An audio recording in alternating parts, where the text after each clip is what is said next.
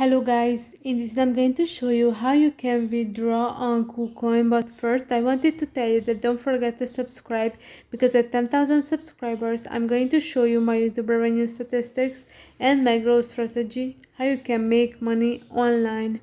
So after opening the app, click on the more option at the top of the screen, then at the assets section click on the withdraw. And here you can see that I had to set up a trading password, which is completed, and now I have to enable the SMS or Google verification. First I have to enter the verification code. Click on the send, and on your Google account or on your any other email address you should receive that verification code. Then type that in. And now the first step, please download and install the Google Authenticator. If you have already installed, please go to the next step. So click on the download Google Authenticator.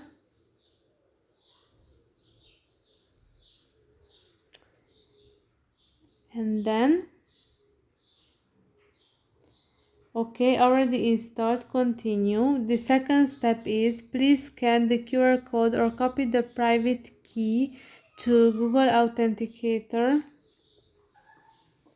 Alright, after that click on the next, and then you have to enter the verification code here to ensure the security of your account. Withdrawal services on KuCoin and futures will be temporarily disabled for 24 hours after the setting is confirmed. After this, you will see the withdrawal section. Once you have selected the correct token, you will need to add the wallet address composed of remark, name and address. Select the chain and enter the amount. The remark is optional. Then click confirm to carry out the withdrawal.